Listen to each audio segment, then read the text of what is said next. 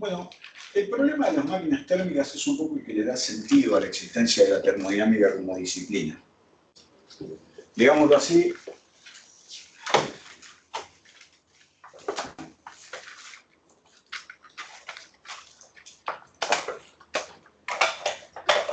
todo deriva de, en realidad, del estudio del primer principio,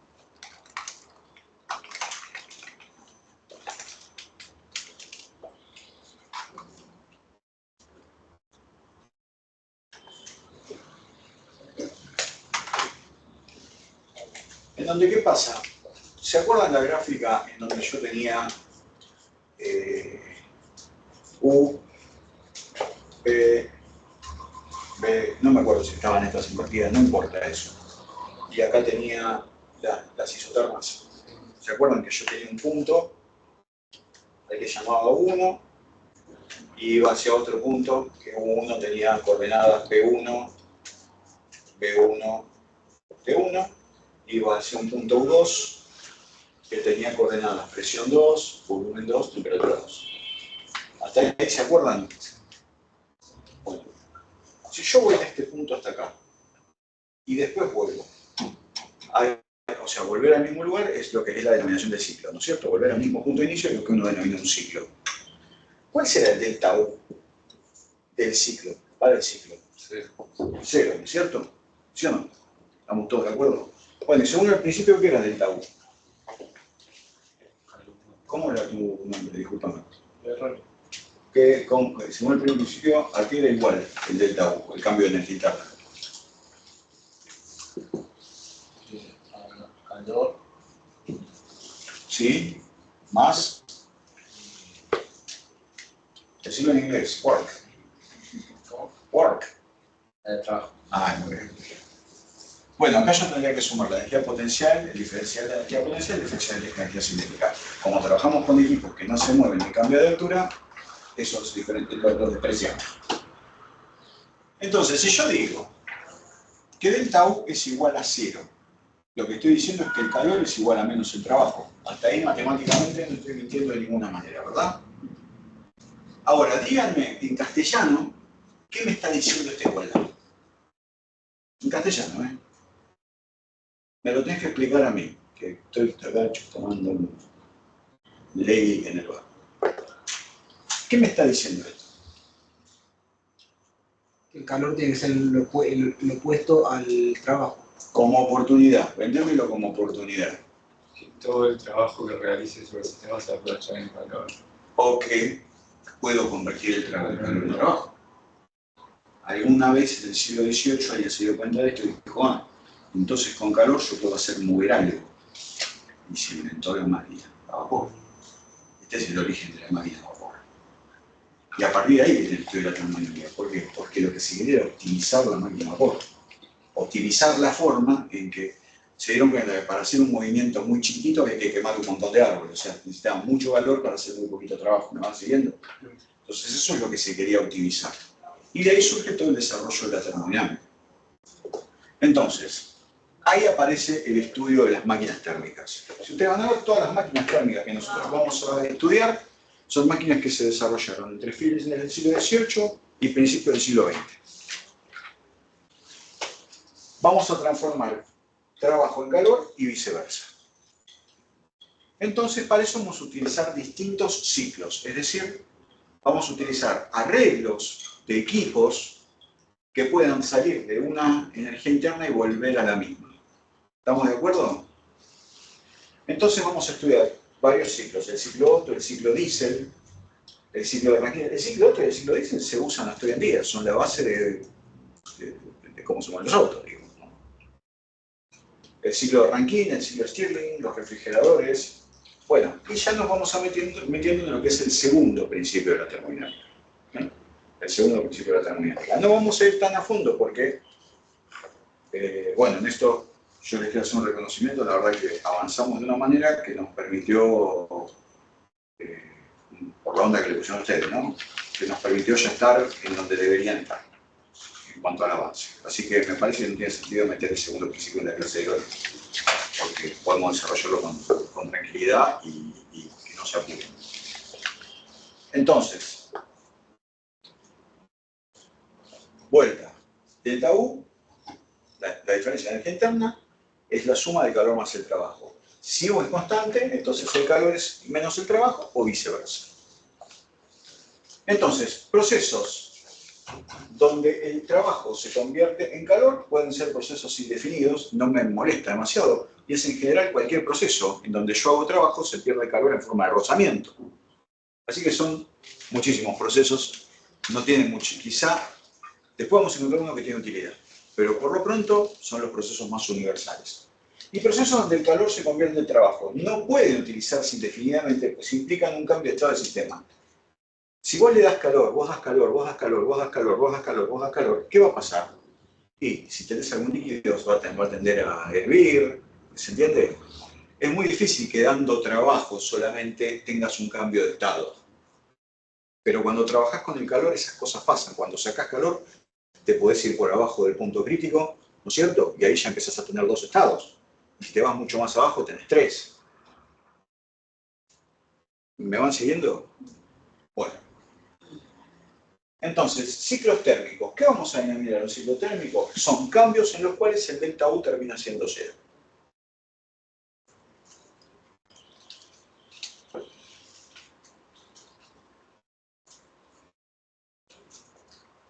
Pero ¿qué diferencia hay entre un ciclo y un proceso que no se da, un proceso que no se mueve?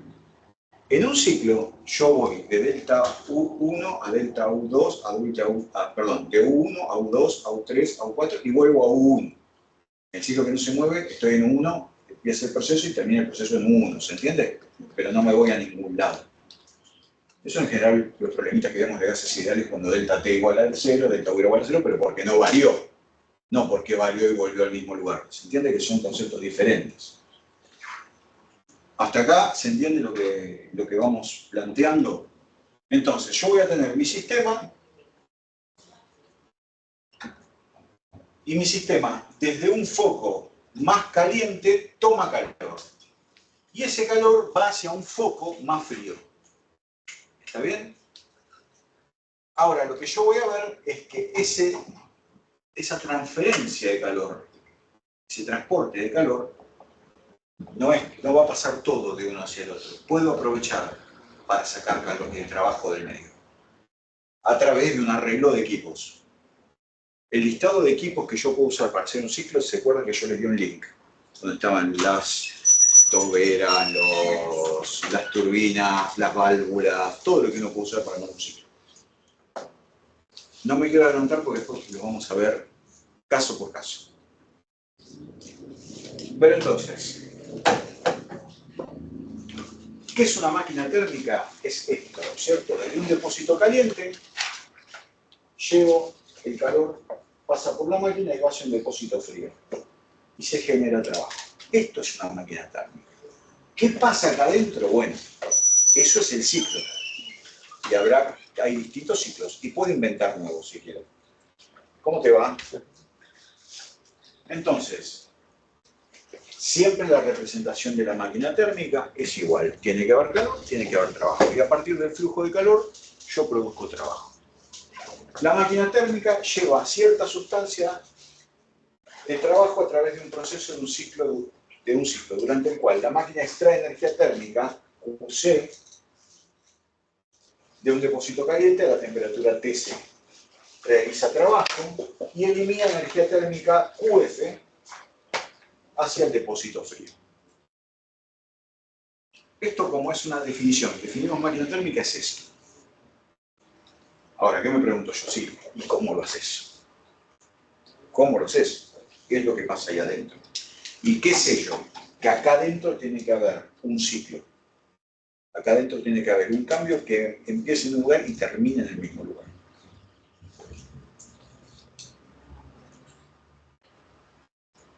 ¿Qué es una máquina térmica? Entonces es un dispositivo capaz de convertir calor en trabajo útil partiendo de... Entonces, fíjense, lo que tengo acá es un pistón, ¿no es cierto? Que es capaz de subir y bajar, por lo tanto es capaz de cambiar la temperatura, el volumen y la presión. Entonces lo que yo hago es pasar de P1, B1, T1 a P2, B2, T2 y después volver a P1, B1, T1. Ese es el trabajo que hace el pistón, en el fondo. Como el pistón sube y baja, ¿no? Cuando se enfría, entre que se enfría y se calienta, el gas que está dentro se va a expandir o se va a contraer. Entonces va a hacer este movimiento, que es un movimiento hacia arriba, hacia abajo, hacia arriba, hacia abajo, hacia arriba, hacia abajo. Ahora vamos a ver cómo se hace eso. No importa. Entonces hay un elemento que figura en todos los motores, se llama biela, que tiene la posibilidad de transformar este movimiento en este. Para eso sirven las bielas. ¿Ven? Como si fuera una rodilla. Trabaja como una rodilla. Entonces, el movimiento axial lo transforma en movimiento circular. ¿Vieron las ruedas de la locomotora? ¿No? Que hacen este movimiento. A partir del movimiento axial, logra un movimiento circular. Y entonces el balancing lo que hace es mover la rueda. Después el trabajo de esta rueda yo lo usaré para lo que yo quiera. Lo que yo tengo que hacer entonces es lograr, básicamente, que el gas que está acá adentro se expanda y se comprima. ¿Está bien? Es lo que yo estoy buscando para lograr este movimiento axial.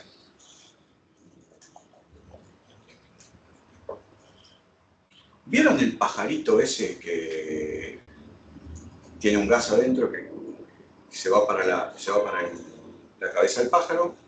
Entonces la cabeza del pájaro cae, cuando toca el agua enfría al gas y sube, hace así y vuelve a hacer así y así. Mientras eso puede durar eternamente, ¿qué haga así el pajarito?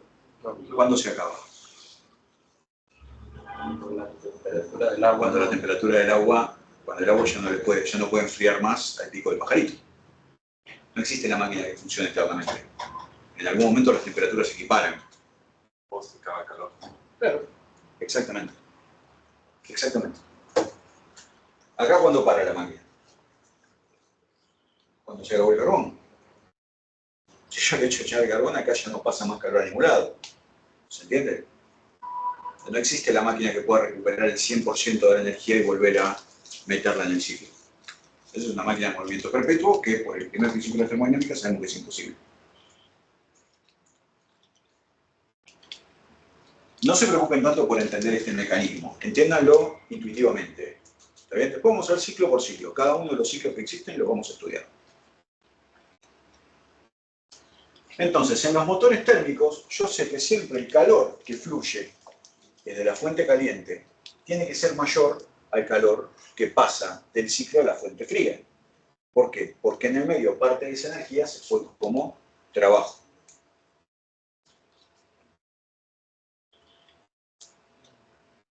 Entonces, vamos a definir rendimiento térmico.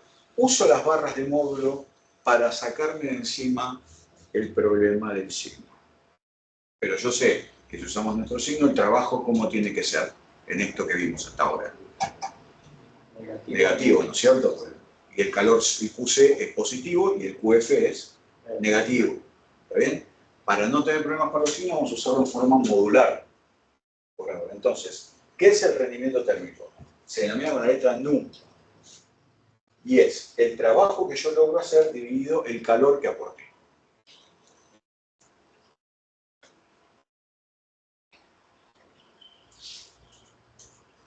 Ustedes no tienen las herramientas teóricas para hacerlo, pero yo, por ejemplo, puedo sacar cuánto calor, yo puedo calcular cuánto calor me da un litro de nafta. Lo puedo calcular perfectamente, es muy fácil de calcular. Pero si yo hago esto, no todo el calor se va a transformar en trabajo, o sea, en fuerza por distancia. ¿Se entiende? Parte de la... ¿Cómo me doy cuenta yo que parte del calor lo perdí en el auto? Porque el motor se calienta. Yo abro la... Aunque no prenda la calefacción, pongo la mano y está saliendo calor del motor, ¿no es cierto? Y no todo el calor se convierte en trabajo, parte del calor se está perdiendo. Las ruedas están rozando con el asfalto, bueno, un montón de cosas podemos charlar. Pero en principio, esto, yo ya sé del principio que nunca puede valer 1. Siempre tiene que valer ¿cuánto? Este siempre va a ser más chico que este. Por lo tanto, esto siempre tiene que valer menos que 1. Para que se den una idea, chicos, un rendimiento del 80 ya es para salir a cantar, ¿eh? Esto hace 8, llamate muchísimo. Bien, cuando veamos exergía, dentro de un par de clases van a ver cuánto de todo ese trabajo es trabajo útil. Bueno. Volvemos, entonces, a lo que era el ciclo. Uso las barras para no tener problemas con estos signos y que no me quedan rendimientos en negativo. ¿Está? Hasta acá, vamos despacito, vamos bien. Entonces, si yo digo que delta U es igual a 0, por lo tanto, todo el calor tiene que ser igual al trabajo. Si lo planteo así, digo que el calor que entra en forma modular menos el calor que sale en forma modular para no tener problemas con los signos, tiene que ser igual al trabajo. Si yo había planteado entonces que el rendimiento es el módulo del trabajo sobre el módulo del calor entrante, y que el trabajo es la resta entre el calor entrante y el calor saliente, acá lo que hago es distribuir este calor entre los dos. Por lo tanto, la fórmula me queda 1 menos el QF sobre QC. Fíjense que saqué al trabajo de acá. Puedo sacar el rendimiento sin medir la cantidad de trabajo, solo midiendo el flujo de calor.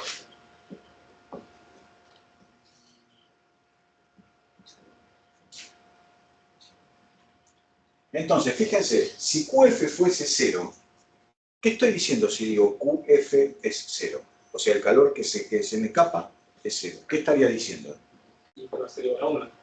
Sí, está bien, pero ¿qué estoy diciendo? Hablame en castellano. No.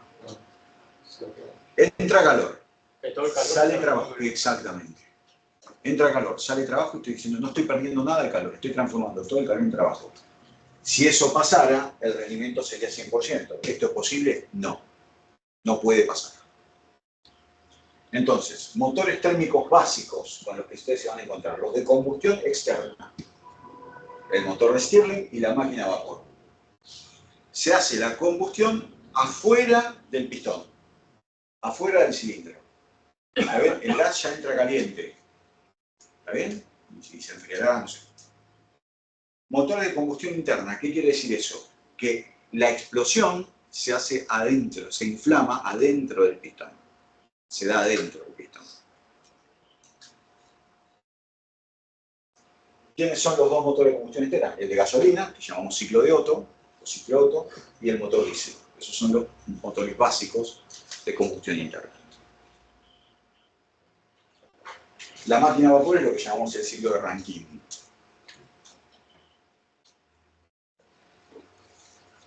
Bien. A ver si pueden calcular esto, con lo que ya saben. ¿Cuál es el rendimiento de una máquina térmica que absorbe los 1000 joules de energía en un depósito caliente y entrega 1500 joules a un depósito frío?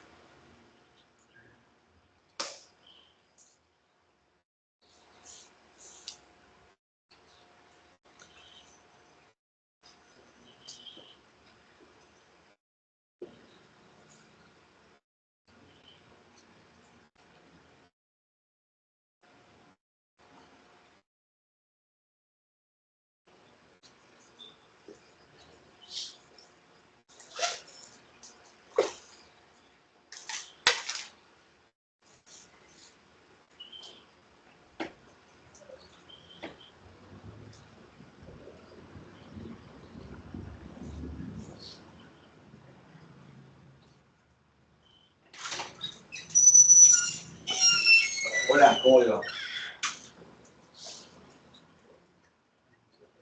¿Está bien?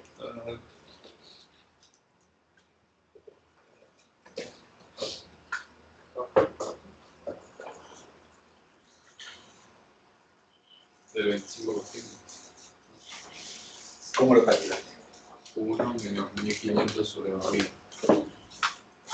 N es 1 menos... 1500 sobre 1000. Bueno, pongo el módulo, pero por costumbre nada más. ¿Sí?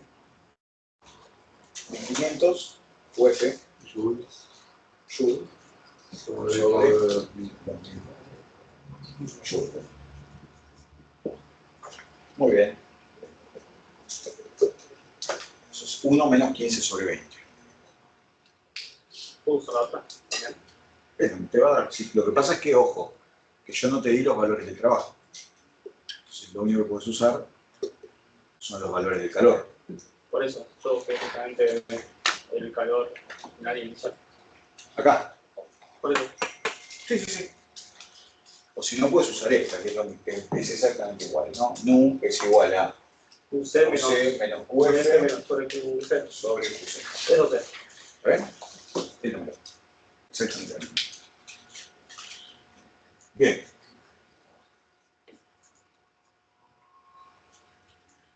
Ahora vamos a ver si estamos prestando atención. Vamos a enunciar una forma del segundo principio de la termodinámica. Lo enunciaron varios técnicos este principio, lo enunció Clausius y también lo enunciaron Kelvin y Planck. Es imposible construir una máquina térmica que opere cíclicamente sin producir ningún otro efecto que extraer calor de un solo foco realizando una cantidad de trabajo exactamente equivalente.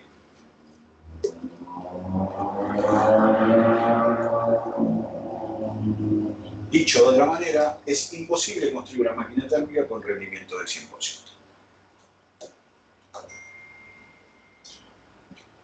Si ustedes lo quieren poner así, esta es otra forma de escribir el rendimiento. Recuerden que era W sobre QC.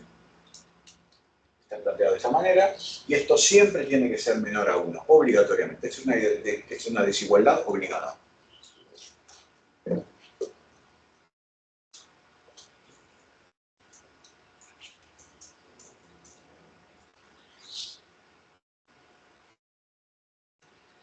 Ahora yo les pregunto,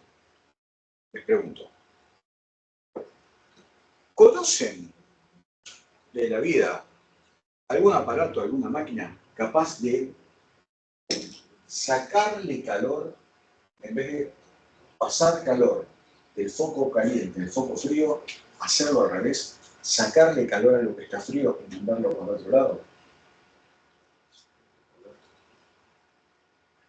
La japonesa es lo mismo. ¿Eh? Y la haría no. Claro. La ladra. Bueno, sí, se llama refrigerador. Es algo que está frío, Sí. pero vos continuamente le estás sacando calor porque si no se calentaría, ¿no es cierto? Continuamente le estás sacando calor y lo estás mandando hacia algo que está más caliente que eso. Porque ¿a dónde tira el calor la heladera? Afuera.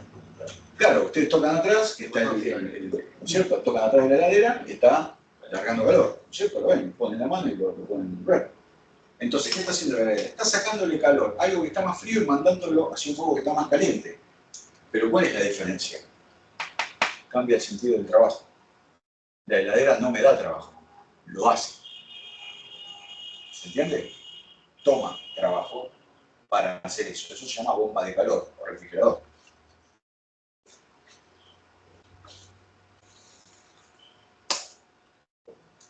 Entonces, el refrigerador es exactamente al revés. Los refrigeradores y las bombas de calor son esencialmente máquinas térmicas que funcionan en sentido inverso. Hay que realizar trabajo sobre el refrigerador para extraer de un foco frío y transferirlo hacia un foco caliente. ¿Pero es imposible? No. Lo que pasa es que no se da espontáneamente. Ir de acá para allá es espontáneo y me da trabajo. Pero ir de acá no es espontáneo, tengo que darle yo trabajo. ¿Está bien? Entonces la heladera tiene un motor, ¿y qué hace el motor? Hace este trabajo. Y mediante este trabajo logro sacar calor del interior de la heladera para tirarlo hacia afuera, que está más caliente que lo que pasa dentro de la heladera. Recuerden que el motor de la heladera no está acá, el motor de la heladera está acá. Es un motor externo. ¿Está bien? La heladera está representada por eso. No. Vos tenés, por un lado tenés el motor de la heladera. ¿Qué hace el motor de la heladera? Le da trabajo al ciclo. La heladera tiene su motor. Y lo que pasa, el ciclo lo que está adentro de la heladera. ¿Está bien? Son dos lugares diferentes de la heladera. Pregunta, ¿no? entonces las flechas no tendrían que estar de lado. Por eso, esta es la máquina común. Las flechas van para donde las dibujé yo. Puse este dibujito para ponerlo, para dibujarlo yo y mostrarlo. ¿Está bien? Si van a estudiar de la diapositiva, tengan cuidado.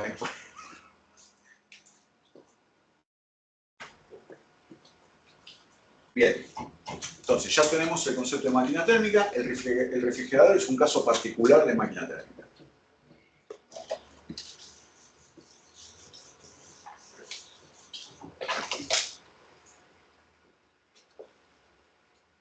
Entonces, el segundo principio de la termodinámica, pero enunciado por Clausius, o principio del refrigerador, es imposible construir un refrigerador que opere cíclicamente sin producir otro efecto que la transferencia de un calor.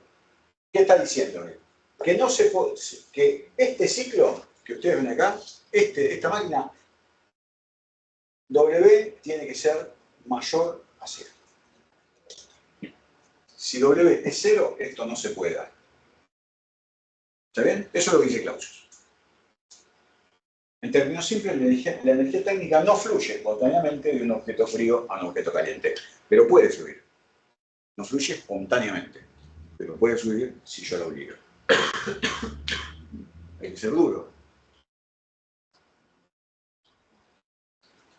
El calor es lo que fluye. ¿Cómo? El salazo, el calor. Exactamente. El Lo que fluye es el calor.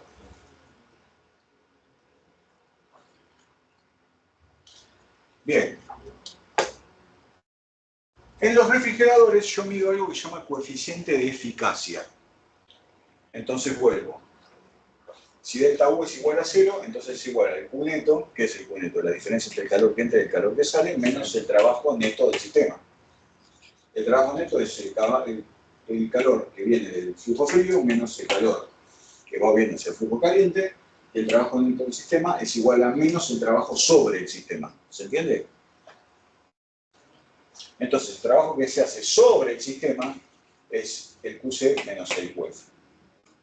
A medida que una medida de la calidad de un refrigerador es el cociente entre el calor extraído del foco frío y el trabajo realizado por el ciclo. Esta cantidad suele denominarse coeficiente de eficacia. Y entonces, el coeficiente de eficacia, fíjense que está distinto.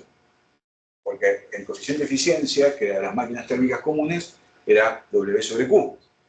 Y acá lo que yo estoy marcando es QF, que es este calor, el que viene de la fuente fría, dividido el trabajo que estoy haciendo sobre el sistema.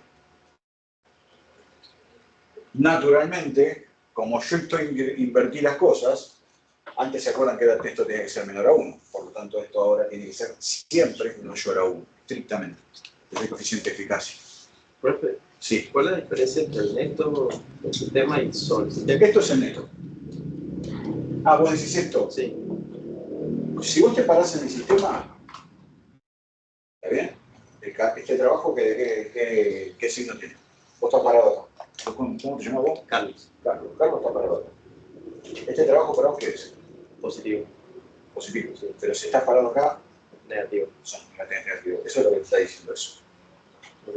¿Está? Vos lo medís de acá. Entonces cuando estás acá le tenés que cambiar de signo.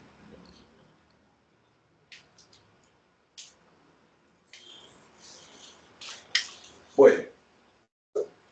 Vieron que normalmente los aparatos ahora vienen con una escala que se llama más, C, ¿no? Que es, parte de esa escala tiene que ver con la eficacia y la eficiencia. Parte de esa escala tiene que ver con la eficacia y la eficiencia.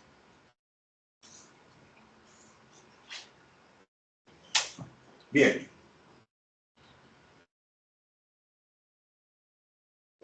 Traten de resolver este problema y se apoyan con inteligencia artificial. No les digan a la inteligencia artificial que le resuelva el problema, no sean truchos. ¿Cómo no? ¿Eh? ¿Cómo no? Te vas a llevar a mi sorpresa.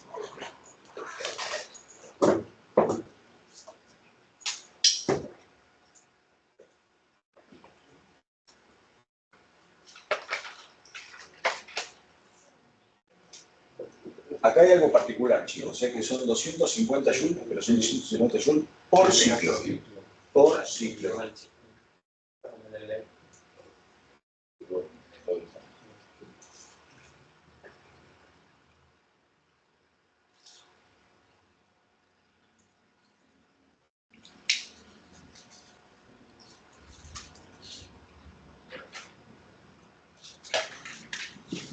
Sí, puede ser, ¿no? Puede ser los 150 volts. ¿Extrae calor de la cámara exactamente? Sí, señor. Esto es pues. Muy bien. Ya resolvió el 50% del problema.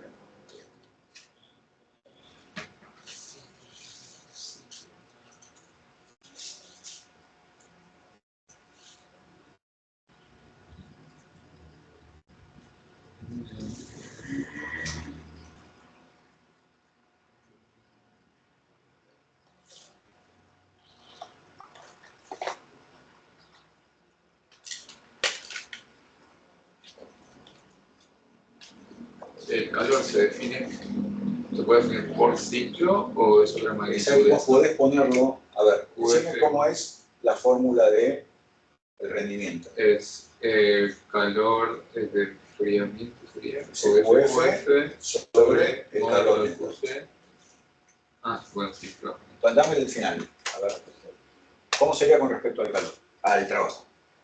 El trabajo sobre el sistema. Ahí está. Vamos a ponerlo como modo, no sé, no importa. Muy Le pusimos que esto es igual a 5. Sí, ¿Está bien? Bien. Esto entonces es QF, yo dije que son 250 Joule sobre ciclo. sí. El ciclo tiene un tiempo. O sea que esto yo lo podría poner sobre cantidad de segundos y llevarlo a watts, si quiero. Porque cada ciclo lleva un tiempo. Es decir, por ciclo es lo mismo que decir por una cantidad de tiempo. No me jode para nada ponerlo. Y ahí Y te acá abajo quedaría. pongo el trabajo, porque el trabajo me va a dar en Joule por ciclo también. Sí. ¿Está bien? Entonces, el trabajo neto, modular, sería 250, perdón, Este es 250 el rendimiento sobre 5. Joule por ciclo sobre 5. Entonces, ¿cuánto sería? 50. Sería 50 Joule por ciclo.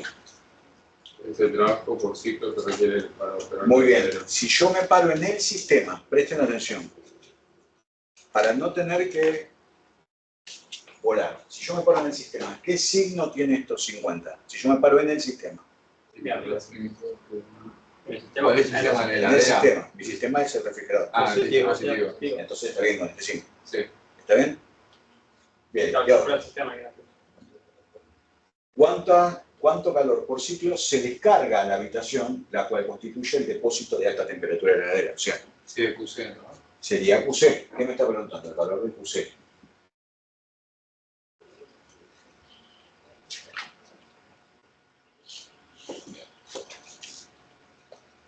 ¿Por qué el QF es 250? Porque te dice acá. Sí, sí, vi la consigna, pero no sé cómo identificar cada variable. Pues. Claro, a ver. Recordá, QF es el calor que tiene que ver con la fuente fría. QC es el calor que tiene que ver con la fuente caliente. Ahora, claro, cuando vas al refrigerador se te empiezan a cruzar los cables, porque cuando es la máquina térmica está clarito, ¿no? El problema es que acá se llaman igual, pero van en sentido contrario. Perdón, ahí es positivo porque el trabajo es realizado desde afuera. Desde afuera hacia el adentro. La flecha adentro y todo eso. Exactamente.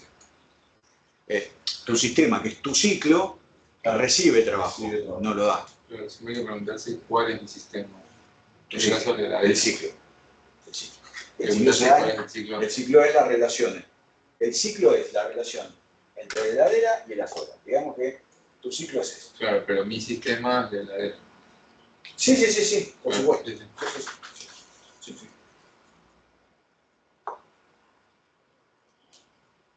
Entonces, ¿cuánto es el QC? 300. 300 300. ¿Cuánto calor por ciclo descarga hacia la habitación? Y esto explica claramente una característica, ¿no?, que tienen que tener. Cuando ustedes tienen las heladeras, vieron que las heladeras siempre les dicen una particularidad. No pueden ponerla en nicho, o sea, no puede estar entre dos paredes la heladera. No puede estar metida en un lugar que tenga pared. La heladera puede tener pared atrás, pero tiene que estar libre a los costados, porque si no, disminuye la eficiencia, disminuye la eficacia. No tiene que correr aire para que el ciclo se dé perfecto. Cuando yo era chico era muy común que la gente que le da mi papá y mi mamá, la primera generación que tenía heladera, la ponían por el lado, tenían la heladera al lado de la cocina. Sigue pasando que hoy día. Tenían que ponerle unos aislantes así adentro de la heladera para que siga funcionando, porque prendías el horno una Navidad para hacer un lechón y al lado tenía la heladera. Todavía hay departamentos que te dicen ahí, tipo el vasito para apagar la heladera. Claro, Pero bueno. no está bien. La heladera tiene que estar tan libre, tan expuesta, pero tampoco puede estar cerca de una ventana. Pero tampoco puede estar cerca de una ventana para que no haya un cambio de temperatura en el foco muy grande. Tiene sus ventajas.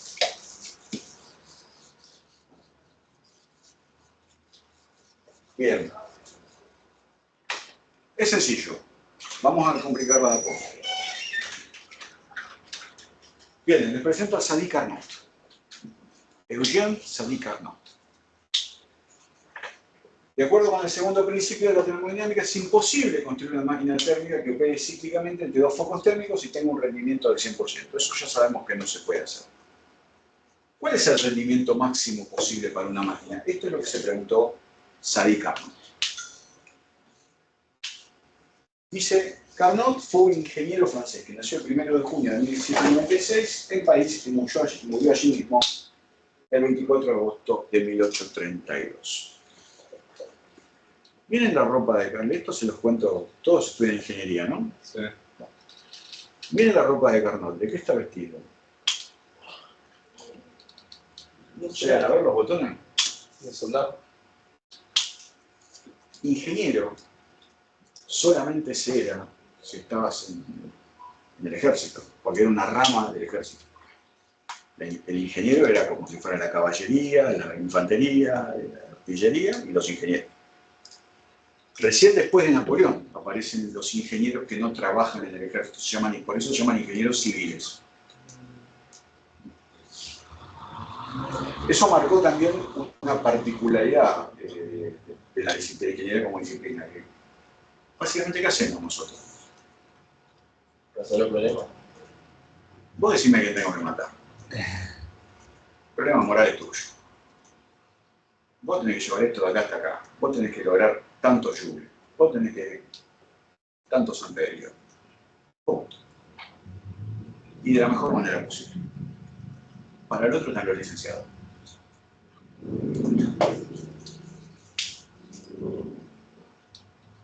Es la diferencia entre nuestra disciplina y las demás. Bien. Entonces, es importantísimo lo que se preguntaba. Está bien, digo, yo sé que el rendimiento no puede ser 100, no puede ser 100. ¿Cuál es el máximo? ¿A cuánto podría aspirar idealmente? Y antes de que existiera el primer principio de la termodinámica enunciado, Carnot plantea su deducción. Dice, todas las máquinas, y entonces aparece el tema de reversibilidad, ¿no? Las máquinas reversibles. ¿Se acuerdan de lo que era el trabajo reversible? ¿Qué particularidad tenía el trabajo reversible? Como que había que ir Iba sobre la isoterma, exactamente sobre la isoterma, no iba ni por arriba ni por abajo.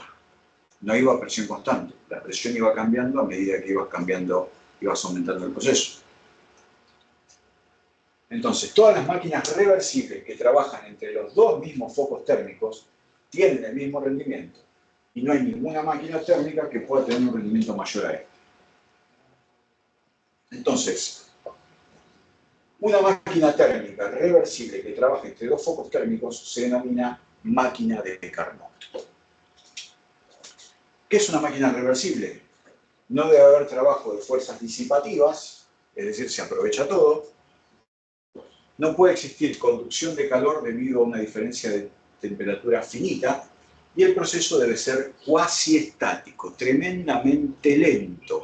Esto es real, pues. No, esto es un ideal absoluto. El ciclo de Carnot, entonces, ¿qué te está diciendo? Vos tenés acá la presión, acá tenés la temperatura, perdón, me corrijo. Acá tenés el volumen y acá tenés, para no dibujar en tres dimensiones, acá tenés la temperatura, ¿no? T1, T2, T3. Van aumentando para allá. ¿Me van siguiendo? Entonces, lo que dice Carnot es, vos vas a trabajar entre dos temperaturas. ¿Está bien? Entonces, para el lado que vayas,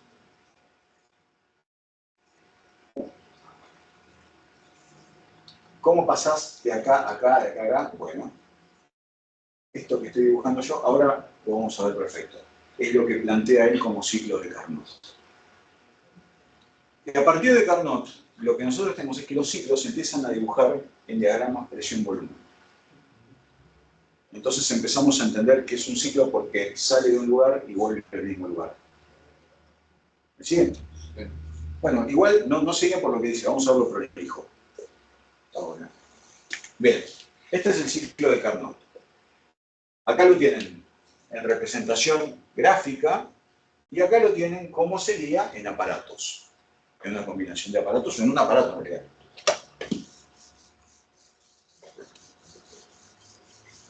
Mírenlo acá.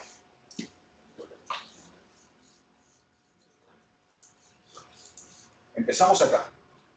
Vamos de A. Acá lo que pasa es, ¿ven lo que tiene en un pistón? Entonces, lo que tengo acá es una expansión isotérmica. Expansión isotérmica. ¿Qué les digo cuando estoy diciendo expansión isotérmica? ¿Qué estamos haciendo? Con negativo y a temperatura constante. Expansión, ¿qué quiere decir? Que el volumen aumenta o disminuye. Aumenta, pero isotérmicamente. Si es isotérmicamente, de A a B tengo una expansión isotérmica. O sea, tengo que cambiar el volumen, tengo que venir de A a B, pero por la misma isoterma, a la misma temperatura. Entonces es este recorrido, ¿no es cierto? ¿Está bien? Es lo que pasa acá. La temperatura no cambia. Digo, pero si le estoy dando calor, ¿por qué la temperatura no cambia? ¿Eh? ¿A dónde va toda la energía? Hacia el trabajo. ¿Cierto? Aumentar la temperatura. Perdón, aumentar el volumen. ¿Sí o no? ¿Está bien? Ojo con esto, porque que haya flujo de calor no quiere decir que aumente la temperatura.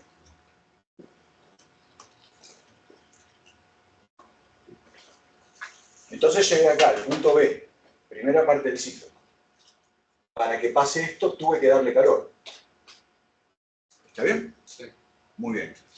Segunda parte del ciclo, del ciclo de Carnot. Expansión adiabática. Vuelvo a aumentar el volumen. Fíjense, voy del volumen B al volumen C, que es mayor. Es una segunda expansión. Las líneas curvas que van de isoterma a isoterma se llaman adiabatas.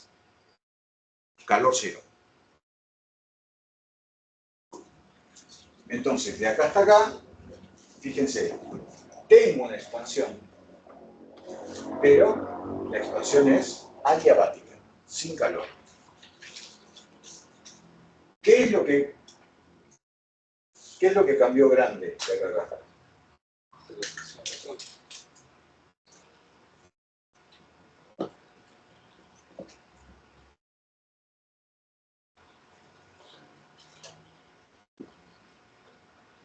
Voy borrando un poquito para... Entonces llegué al punto C, tengo una expansión adiabática. Después voy hacia el punto D, una compresión isotérmica. Vuelvo a ir sobre una isoterma.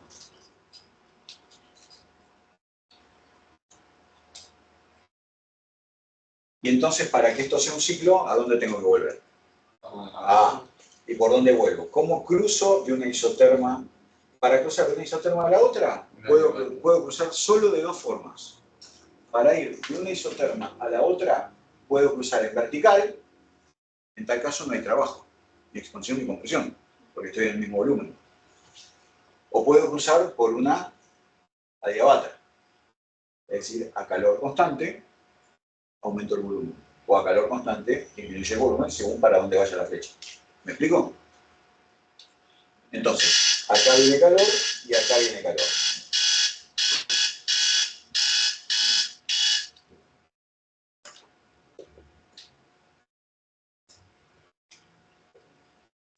¿Qué pasó acá? Acá hubo calor que aumentó el volumen sin aumentar la temperatura. ¿Y de acá a acá qué hubo? ¿Qué pasó con la temperatura? Disminuyó la temperatura, pero no pasó nada con el calor. Entonces, ¿para qué sirvió la energía que había en esa vibración, en esa temperatura? ¿A qué se fue? ¿A aumentar qué? El volumen. ¿Está bien? Recuerden que la temperatura es una medida directa, o más o menos directa, de la energía interna. Entonces, de acá a acá, convertí calor en trabajo, dejando la energía interna casi constante. Y de acá a acá, convertí temperatura en trabajo, sin usar calor. ¿Se entiende? ¿Cómo? Creo que sí. No aparece el Teams. Hay un canal nuevo. Sí, ya está. ¿Está? Bien. ¿Se comprendió entonces cómo es el ciclo? Sí.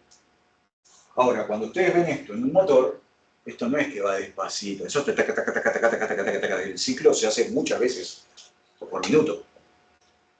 ¿Está? Pero quiero ver que se haya entendido bien el concepto de ciclo y cómo se aplica y cómo se lee. Después, la próxima clase teórica que vemos, vamos a ver si es más cómodo leerlo en otros ejes de coordenadas que son la temperatura y la entropía. Pero ya lo veré. Hacerles el lunes, ¿no? ¿Sí?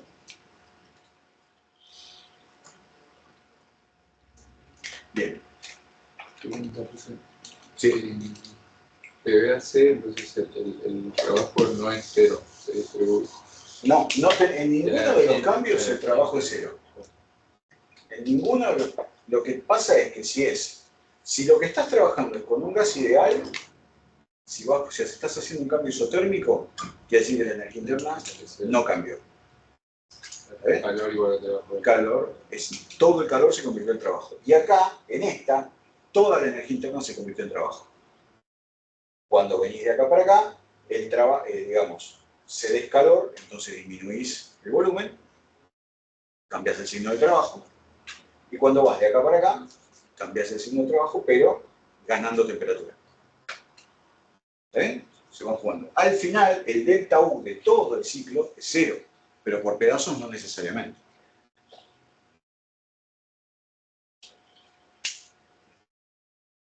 Bien, entonces si tomamos como que lo que tenemos es un gas ideal, fíjense, del proceso A a B, ¿recuerdan cómo era el trabajo reversible, la fórmula que habíamos deducido, la fórmula del trabajo reversible? Menos P por diferencial. Menos P por A, ¿se acuerdan? Entonces, nRT por DC por el logaritmo natural del volumen de B menos sobre el volumen de B. De B a C uso esta ecuación, ¿se acuerdan? Que estas ecuaciones eran las politrópicas, que sirven para las adiabáticas, para las líneas adiabáticas. No quiero que se pierdan acá, porque si se pierden en el ciclo de Carnot, lo que viene después para pegarse un tiro. Entonces, ¿entienden por qué voy usando distintas ecuaciones para distintas partes del ciclo? Sí. Recuerden, todo esto vale porque estoy presuponiendo que lo que estoy comprimiendo o expandiendo es un gas ideal. Si no, ninguna de esas ecuaciones es real. Entonces, tengo el trabajo de acá hasta acá, con la fórmula del trabajo. Tengo el trabajo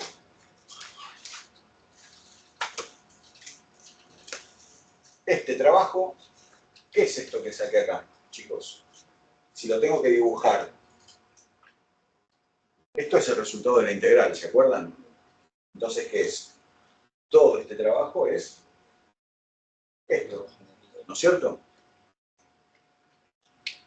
Ahora, este trabajo es este, ¿sí o no? Después viene este trabajo, que igual es. No tengo rojo. ¿Qué está debajo del C? Es este. Este que estoy haciendo acá en rojo. ¿Está bien? No llega hasta C, Hasta este punto. pero no empieza en C y termina en B. Sí, perdón. Tenés razón.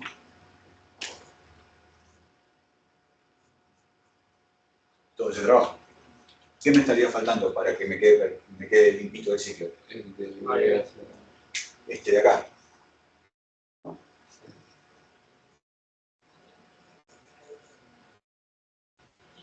Y ahí me queda la resta de las integrales, ¿no es cierto? Que es el trabajo neto.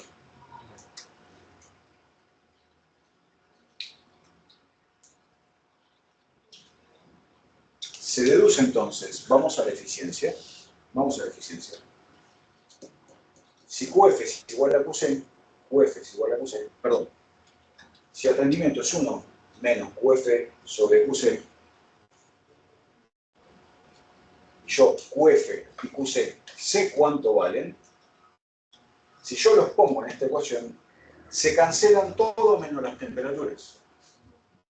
Si el ciclo es cerrado, no, el número de moles N no cambia, R no cambia, BA y BB no cambian y no me importan porque están en intermódulos, así que no pasa nada. Los logaritmos se van, ¿qué me queda? La temperatura del foco frío sobre la temperatura del foco caliente. Y esto es el rendimiento de Carnot. No sirve para ninguna otra cosa, porque solamente Carnot me plantea los trabajos reversibles. Después vamos a ver qué pasa con los demás, pero por ahora solo Carnot. No me queda claro por qué los volúmenes cambian. ¿Eh?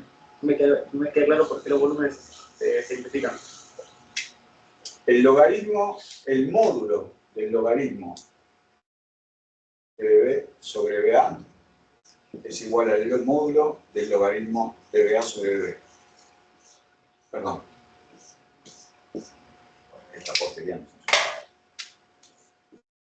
¿Está bien? Ah, yo estaba haciéndolo con C. ¿Está bien? Sí. Por más que vos des vuelta, como estoy usando los módulos, uno te va a dar positivo y otro negativo, me queda claro. No, yo estaba confundiendo con C y B. Por eso. ¿Se comprendió? No me queda claro quién sería QF y quién QC. QF. Ahí está. Ah, no estoy ciego. QF. El módulo de QF, ¿por qué? Porque en realidad QF, si vos te fijas, viene CR, TF, por el logaritmo natural de BD sobre BC. ¿No? Pero como le aplico el módulo, todos se dan cuenta. Recordad que el módulo se lo aplico por decreto, para no tener cosas negativas en el rendimiento. No es que es negativo, yo le pongo el módulo. De macho que soy, pum, ahí tenés el módulo. ¿Está? Pero entonces, cuando yo hago, fíjense, N por R por T, por el logaritmo natural,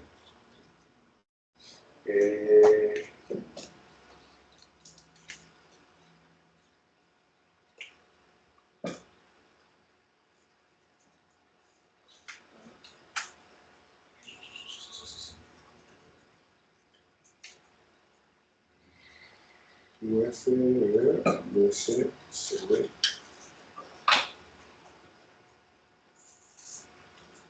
Terminás con esa relación, que es la relación de las temperaturas.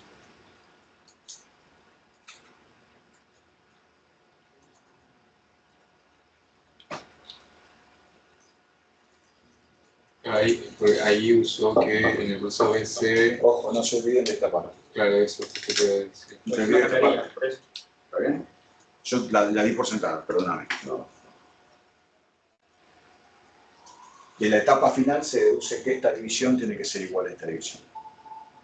Sale de esta segunda politrópica.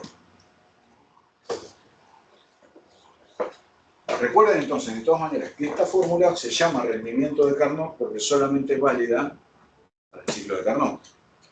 Porque esta igualdad en otros ciclos no necesariamente se va a cumplir y estas dos igualdades tampoco. Bien. Ninguna máquina térmica, volvemos al principio de Carnot, ninguna máquina térmica que opere cíclicamente entre dos focos puede tener un rendimiento mayor al rendimiento al de una máquina de Carnot, operada entre esos mismos dos focos. Entonces, el rendimiento máximo que vos podés tener en un ciclo entre dos focos es el de Carnot. Este es el rendimiento máximo. Esto es a lo máximo que puedes aspirar de rendimiento. De ahí para abajo. ¿Va a ser el 100%? Jamás. No se puede. ¿Y cuál puede ser un número Y, máximo? o sea, idealmente podrías estirarte al 99,9999. Podrías, idealmente. Frigorífico de Carnot. Fíjense que es exactamente igual al ciclo de Carnot, pero cambia el sentido de las flechas. Entonces, como integrás al revés, el trabajo te queda con el signo cambiado. ¿Se entiende?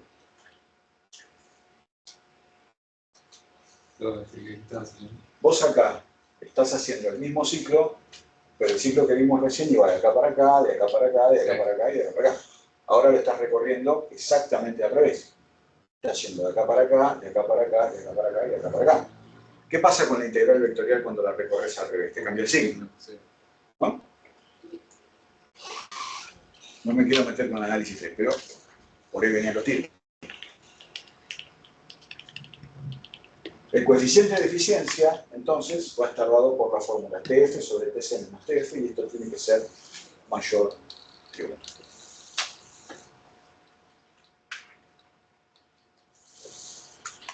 El frigorífico de Carnot es el más eficiente que puede tener, es el ideal. Bien, ¿cuáles son las diferentes máquinas térmicas con las que nosotros vamos a trabajar? Son 6. Yo les voy a dar 5 y la última la tienen que investigar ustedes. ¿En qué se diferencian las máquinas térmicas? Recuerden que la estructura es toda igual, en lo que cambia es en cómo está configurado el ciclo, cómo está el circulito de medio, qué hay en ese circulito de medio. Bueno, entonces tenemos el motor de 4 tiempos, que es el ciclo Otto, el ciclo Diesel, el ciclo Stirling, el ciclo de Carnot, que ya lo conocimos, el ciclo de Rankine, que es la máquina de vapor, y hay un ciclo más que figura en la práctica, que lo tienen que investigar solos. ¿Qué es lo bueno de esto, chicos? ¿Qué ventaja tienen con respecto a mí, por ejemplo? Que están todos en YouTube. Lo que me hace el parcial, ¿sabes? Bien. Ciclo Otto. ¿Qué particularidad tiene el ciclo Otto? Fíjense que son 2 adiabáticas y 2 isocólicas. Cumple el ciclo, pero de esa manera. 2 adiabáticas y 2 isocólicas. Quiere decir que en 2 partes del ciclo no va a haber ni compresión ni expansión. Entonces, el ciclo Otto, empiezo con la carrera. ¿Qué se llama carrera? Carrera se le dice a cada parte del ciclo. Esto para los mecánicos cuando arreglan los motores hablan de la carrera del cilindro, etcétera, etcétera. Bueno, la primera parte que va de A a B es una compresión adiabática. La segunda parte, yo comprimo, y acá lo que pasa en este punto es que vos tenés la mezcla de aire con combustible, el combustible está en forma de vapor, ¿no? Finalmente en realidad es un líquido mezclado con el vapor, pero está todo en la masa de vapor. Lo que pasa acá es que la bujía lo va a encender. ¿Qué va a pasar inmediatamente? Va a haber un calentamiento a volumen constante, se va a calentar. Una vez que llegue a este punto, lo que va a pasar es que va a haber una expansión adiabática. Entonces, si la expansión es adiabática, ¿a dónde va todo el calor? ¿Hacer qué? Perdón, ¿a dónde va todo? ¿Qué es lo que se relaciona? ¿El volumen con el cambio de volumen con el cambio de qué? ¿O se relaciona con el cambio de temperatura o se relaciona con el cambio de calor? ¿Con qué se va a relacionar? Si esta parte es adiabática, ¿acá hay calor? No. ¿Qué va a cambiar? Necesariamente tiene que cambiar la temperatura.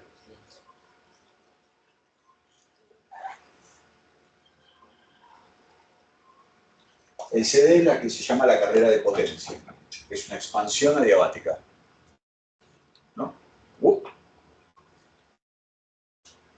Y después se expulsa el calor al entorno isocóricamente, o sea, a volumen constante. Es un enfriamiento a volumen constante. Este ciclo se da varias veces por segundo adentro del motor. Acá tienen el motor. ¿Por qué se llama motor de 4 tiempos entonces? 1, 2, 3, 4 carreras. Motor de 4 tiempos. Ahí los tienen. Entonces, al principio, tengo la válvula de admisión. Por acá va a entrar ¿quién? El combustible. Mezclado con aire. ¿No? Entonces, la primera parte, pues ambas válvulas cerradas, y va a haber una compresión. La bujía tira el chispazo, se enciende. Con las válvulas cerradas, entonces no puede escapar, va a haber una expansión. Y entonces se abre la válvula que permite que salga el gas hacia afuera. Y cuando vuelve para arriba, ¿Quieren? A ver si lo podemos ver. Yo lo traje, a ver.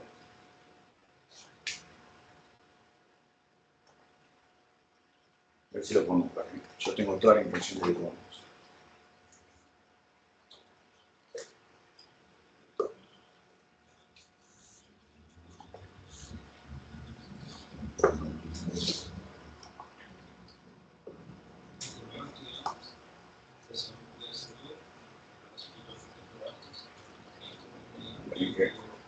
El volumen está muy bajo.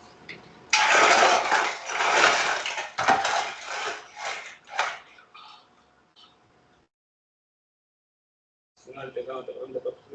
¿Cómo? El teclado, no te aparece.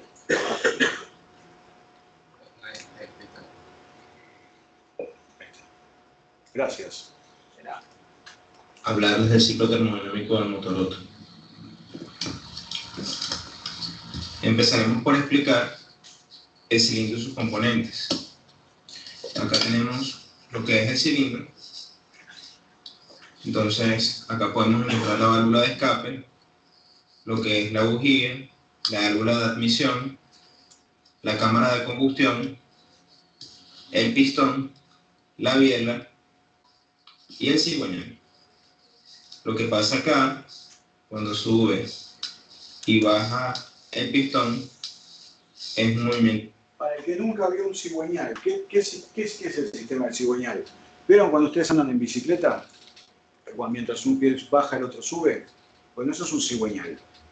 Entonces, cada uno de estos cilindros está en un momento distinto del cigüeñal.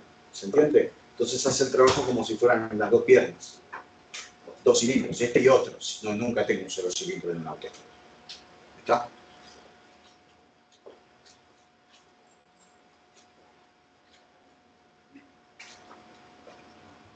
Alternativo que posteriormente, gracias al cigüeñal, es convertido a un movimiento rotativo. Acá tenemos lo que conocemos como punto muerto superior y acá el punto muerto inferior. Punto muerto inferior sería la posición más alejada de la culata. Y aquí, en este espacio donde están las válvulas y la bujía, viene siendo la culata. El punto muerto superior, por ende, será el punto más cercano a la culata al que puede llegar el pistón. Entonces, la distancia que hay entre el punto muerto superior y el punto muerto inferior lo conoceremos como carrera. Ahora, les presento lo que es el diagrama presión-volumen, donde la presión está en atmósferas y el volumen en centímetros cúbicos. Comenzaremos desde el punto 0 hasta el punto 1 con lo que conocemos como la admisión. Aquí la válvula de admisión se abre, como podemos ver en la imagen, permitiendo la entrada de la mezcla aire-combustible. Al realizar esta primera etapa, la válvula de admisión posteriormente se cierra, el pistón se desplaza hasta su punto muerto inferior, como lo vemos acá. En el diagrama también lo podemos visualizar. Fuimos desde el punto 0 hasta el punto 1. Podemos observar cómo incrementa el volumen, pero la presión se mantiene constante. Ahora, vamos al punto 1 al punto 2, donde se realiza la compresión. Esta compresión es una compresión adiabática, que quiere decir que no hay transferencia de calor en su entorno. La mezcla aire-combustible se comprime porque el pistón sube, ¿verdad? Sin intercambiar calor con el exterior, y la posición del pistón llega al punto muerto superior. Aquí el trabajo es negativo, ya que el cigüeñal no está recibiendo ningún trabajo, el trabajo es negativo. Ahora iremos desde el punto 2 hasta el punto 3, vemos que hay un... Ojo ojo con lo que usa, ojo la convención de signos que usa, porque la inversa la que usamos nosotros. A lo que él llama trabajo negativo, nosotros le llamamos trabajo positivo. Pero estás haciendo el cigüeñal sobre el... Claro, porque él está hablando de lo que pasa afuera, no de lo que está pasando en el sistema, ¿no? Que nos interesaría a nosotros, que es adentro del, ¿cómo es? En la carrera. Incremento de presión en el diagrama. Aquí sucede lo que es la explosión. Aquí la bujía se activa enviando una chispa al interior del cilindro. Como pueden ver en la imagen, la mezcla se enciende durante esta transformación y la presión aumenta. Ahora vamos. ¿Por qué existe ese aumento de volumen ahí? Bueno, básicamente existe ese aumento de volumen porque vos, a partir de un mol de nafta, y tantos moles de oxígeno, sacás por lo menos 8 moles de dióxido de carbono. ¿Verdad? Entonces tenés un aumento en la cantidad de moles de gas y eso es la expansión. Que se debe a una reacción química. No es que el gas solo se expande, no. Se generan más moles de gas que antes eran moles de líquido. Recuerden que la nafta es octano, el octano es un líquido. Desde el punto 3 hasta el punto 4. Aquí seguiremos en esta imagen con lo que es la expansión, donde el pistón baja a causa de la explosión realizada en el interior del cilindro con una expansión adiabática. La mezcla se expande adiabáticamente durante el proceso y la energía química generada durante la combustión se transforma en energía mecánica con el movimiento del cigüeñal. Aquí entonces tenemos que el trabajo es positivo. Como lo explicamos, el trabajo es positivo porque el cigüeñal, al bajar el pistón con la biela, realiza lo que es el movimiento del cigüeñal. Ahora pasaremos desde el punto 4 de nuestro diagrama hasta el punto 1. Aquí se realiza un enfriamiento isócoro. Quiere decir que el volumen no cambia. Durante esta etapa, la presión disminuye, la mezcla se enfría, liberando calor, y el calor sale al exterior. En este punto, la válvula de escape se comienza a abrir. Y ahora iremos desde el punto 1 hasta, nuevamente, el punto 0. La válvula de escape se abre completamente. Aquí tenemos la imagen. Todos los gases que estaban en el interior del cilindro salen por la válvula de escape. Y así termina nuestro ciclo presión-volumen de los 4 tiempos del ciclo Otto. Muchas gracias por su atención. ¿Les parece que claro? ¿Sí? Ahí se vuelve a abrir la válvula, ¿Cómo? ahí vuelve a pasar, digo, todo lo... Claro, como el cigüeñal, como vos tenés más de 2 cilindros, mientras uno está recibiendo trabajo, el otro lo está haciendo. ¿Está bien? Entonces, la energía que el otro libera es que la usa para comprimirse. Claro. ¿Se dan cuenta? ¿Cuál es el tiempo de trabajo más o menos? Un cilindro. No, O sea, todo ese proceso. no, son segundos.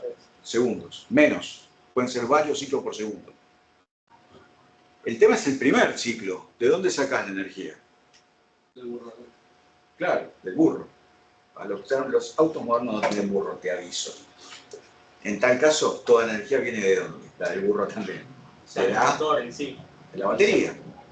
Claro, Por eso cuando no tenés batería no puedes arrancar. Porque la primera vuelta te la da la batería. ¿Está? Perfecto. Sí. Y se supone que cuando uno sube, el otro baja. Mientras uno de estos está abajo, viste que el cigüeñal es así. Mientras uno está arriba, el otro está abajo. Entonces se van compensando. Van haciendo este trabajo. Cuantos más tengas, cuantos más de estos tengas, más rápido, cuanto más cilindrada, más potencia. ¿Entiendes? De un motor de 8 cilindros. Bárbaro. ¿Está bien? Si tenés de 4 cilindros ya está buenísimo, porque 2 se compensan con 2. Igual, recuerden, rendimiento de 100% no hay. Acá se pierde un montón de energía. ¿En qué se pierde? ¿Cómo se va la energía? Ya lo dijimos hoy. Lo que se calienta el motor. ¿Está bien? Por eso el motor tiene todo un sistema de enfriamiento. Necesitas ponerle refrigerante, necesitas ponerle agua destilada para que la cosa se vaya enfriando. ¿Y Sí. por qué o sea, si están conectados, por qué las curvas de compresión son distintas? Como que digamos, la amarilla y la roja son distintas las Porque curvas. no son isotermas, ¿eh?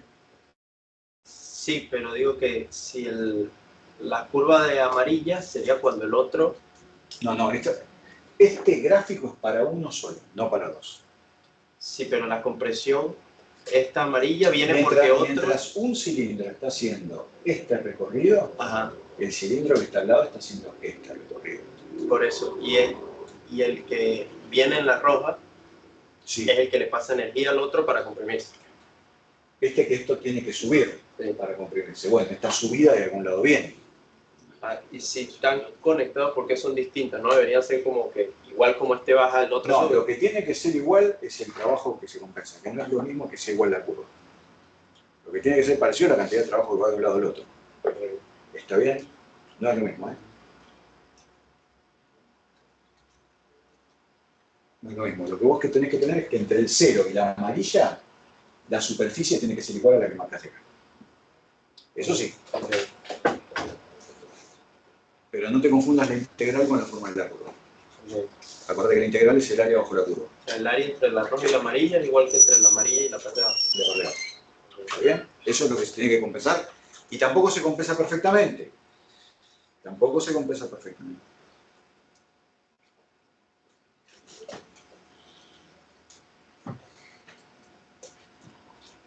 Y bueno, entonces fíjense que esto, para funcionar perfectamente, tiene que estar perfectamente lubricado y aislado. Porque en cuanto uno se traba un poquito, ya nada funciona. Entonces, de ahí viene la importancia de que el motor esté aceitado. Porque en cuanto se te traba un poquito, un pistoncito, ya nada funciona más. Revienta todo. Porque se genera mucha energía en una cantidad de tiempo muy chiquitita. Entonces, en cuanto no puede salir, por algún lado va a reventar. O sea, así se dice que se funden los motores, ¿no? ¿Por dónde vamos? Por acá. Bueno, por lo menos les quedó una idea clara de qué es el ciclo Otto y cómo funciona. Bien. Ciclo diésel, que no es igual. Esto es un motor diésel, no es lo mismo que el motor explosión clásico. El ciclo diésel, tengo la carrera de compresión, que es una compresión adiabática, voy de A a B. Tengo el encendido del combustible, pero fíjense que viene a presión constante. Esto es algo que no habíamos hecho nunca hasta ahora, dentro de un ciclo, un cambio a presión constante. Hay un calentamiento, un encendido a presión constante. Si yo lo miro desde el punto de vista de las líneas adiabáticas, pasé de esta adiabática a esta adiabática, o sea que aumenté un calentamiento, efectivamente un calentamiento.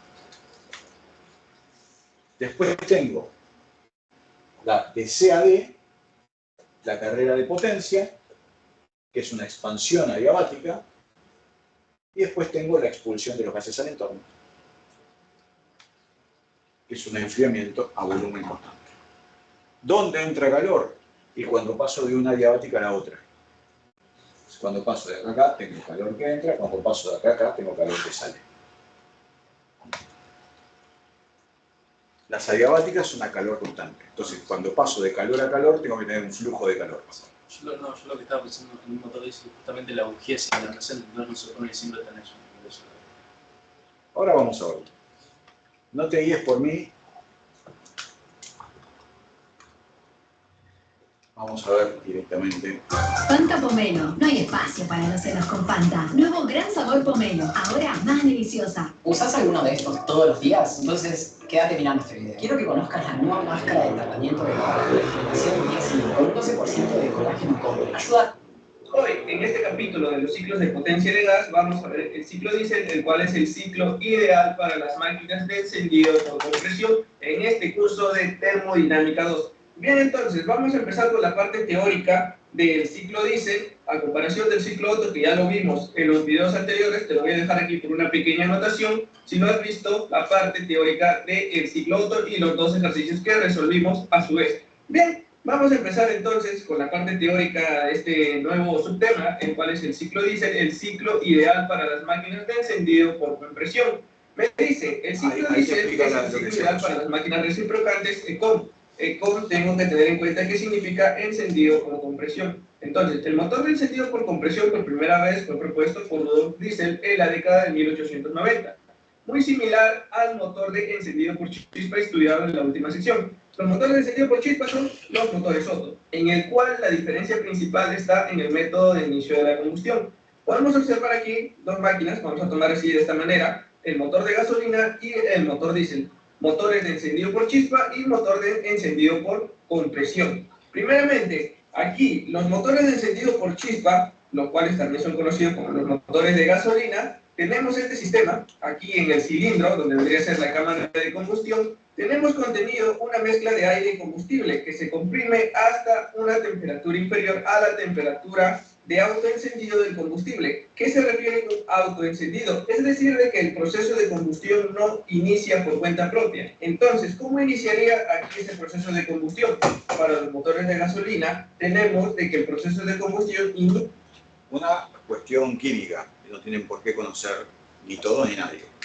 Las sustancias químicas tienen algo que se llama punto de flash, ¿no? Son los orgánicos, que es a cierta temperatura encienden solos. No hace falta acercarles un fósforo ni nada. A cierta temperatura, en cierta presión, tienen su punto de flash. Entonces esto juega con eso, que a cierta presión y a cierta temperatura no va a hacer falta que la bujía tire un chispazo. Se va a prender solo, la combustión se va a dar sola. ¿Se entiende? No hace falta el magic click. Perdón,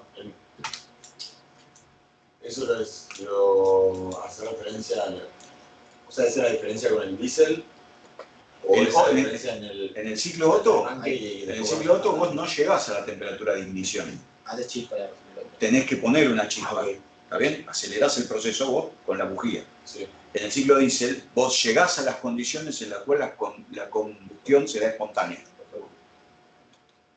Todas las moléculas orgánicas tienen un punto de flash. En algún momento se prenden solas.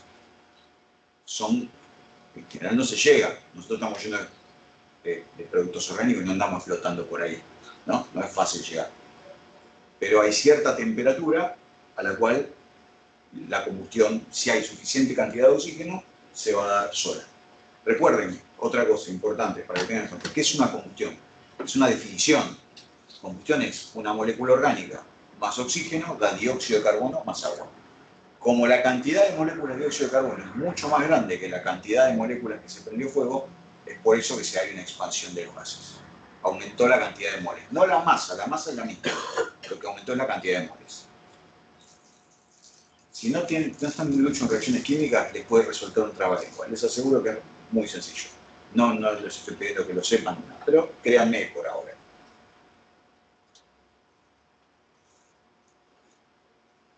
Inicia al encender, en este caso, la chispa de la bujía que tenemos aquí. En este caso, es el que lleva a esta mezcla de aire y combustible al punto de ignición para que pueda ocurrir recién la explosión. Muy diferente nosotros tenemos aquí en el motor diésel. En los motores de encendido por compresión, el aire se comprime hasta una temperatura que es superior a la temperatura autoencendido del combustible. Entonces, tal y como lo puedes observar aquí, esta bujía, aquí nosotros vamos a reemplazar esa bujía por un inyector de combustible, ¿no? Aquí igual va a tener su válvula de admisión y su válvula de escape, aquí en ambos, ¿no? Pero aquí, en las válvulas de admisión para el motor de gasolina, ingresa aire y combustible. ¿sí? Mientras de que para el motor diésel, nosotros vamos a tener de que nada más vamos a tener como fluido de trabajo el aire. Entonces, lo único que vamos a tener que hacer aquí es llevar al aire a una temperatura superior a la temperatura de autoencendido del combustible. Es decir, de que cuando ésta ya se encuentre en el punto muerto superior, prácticamente aquí recién el inyector de combustible va a inyectar combustible, y como el aire ya se encuentra con una presión elevada, con una temperatura por encima del punto de ignición que vamos a tener nosotros para el propio combustible, entonces cuando se inyecta, esas propiedades contenidas aquí del aire van a ocasionar la explosión, es decir, de que no vamos a necesitar nosotros aquí de bujías, nada más, como ya dije, se reemplaza esa bujía por un inyector de combustible. Entonces, cuando el combustible se inyecta dentro de ese aire caliente, se produce la combustión. Por lo tanto, en los motores diésel, la bujía y el carburador son sustituidos por un inyector de combustible. Tal y como podemos observar aquí, vendría aire a ciertas propiedades proveniente del turbo, pasar por el intercooler, va a pasar aquí hacia la cámara de combustión, que vendría a ser el cilindro del motor. Aquí también podemos observar nosotros cómo sería el mecanismo. Prácticamente, estas son las válvulas, esta puede ser la válvula de admisión y esta es la válvula de escape, ¿no? Tenemos aquí que bien puede ser reemplazar esa bujía o un inyector de combustible, ¿no? Este es un caso más general. Tenemos aquí que este movimiento lineal que desarrolla el pistón a lo largo del cilindro se va a convertir en un movimiento rotativo debido al mecanismo de biela-manivela, ¿no? Ahí vamos a tener nosotros ese movimiento alternativo de lineal, vamos a pasar a un momento rotativo, donde también tenemos que tener en cuenta los puntos que nosotros vamos a tener. Por ejemplo, el punto muerto superior es el volumen mínimo que se alcanza en la cámara de combustión, y aquí el punto muerto inferior, el punto más bajo, es decir, el volumen máximo que vamos a tener nosotros aquí dentro de este cilindro. Y la carrera vendría a estar denominado al recorrido que recorre prácticamente el pistón, desde el punto muerto inferior hasta el punto muerto superior. Ahí nosotros vamos a tener un volumen final, como dice aquí, el cual sería el volumen mínimo, ¿sí? Porque aquí, este pistón, ya sea un motor de gasolina o un motor diésel, simplemente tiene una geometría diferente. Nosotros aquí, en este pistón, para el motor diésel, vamos a tener una geometría diferente. Es decir, de que aquí esta geometría trataría de remolinar el aire para que cuando recién se inyecte el combustible por este inyector, simplemente se mezcle de manera uniforme y produzca, en este caso, mayor eficiencia al momento de la combustión, ¿sí? Esta es nada más la parte comparatoria, se podría decir, entre un motor de gasolina y un motor diésel. Ahora, vamos a empezar a hablar ya sobre el diagrama termodinámico, el cual tenemos aquí presión-volumen. Para este diagrama, como ya vemos, es el ciclo diésel, su ciclo ideal, a comparación del ciclo Otto que nosotros teníamos, que la adición de calor se hacía a volumen constante. Aquí la única diferencia que vamos a tener es de que la adición de calor se va a dar a presión constante, tal y como podemos observar aquí, mira, de 2 y 3, aquí yo tengo la adición de calor, ¿no? En este caso la inyección de combustible, ¿no? Entonces, yo puedo empezar aquí, mira, aquí puedo empezar como un punto cero, aquí tiene propiedades a temperatura y presión ambiente, ¿no? Ya luego, debido a un turbo, próximamente pasado por un intercooler, se llevaría aquí hasta el estado 1, a la misma presión en este caso que se ha tomado aquí en el punto 0.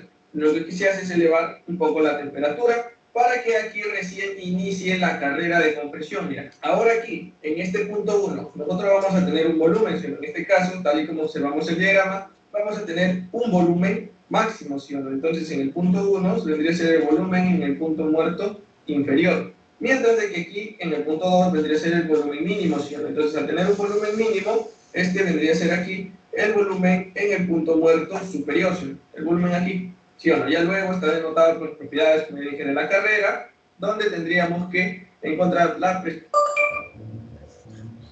Belisur Alarmas, personas que protegen personas. El dolor de panza no te saque del partido. Busca Pina Duo. Presión media efectiva, ¿no? Entonces, este proceso inicia aquí en el punto 1. El punto 1 se va hasta el punto 2, donde aquí tenemos la carrera de compresión. Es una compresión isentrópica para este ciclo ideal.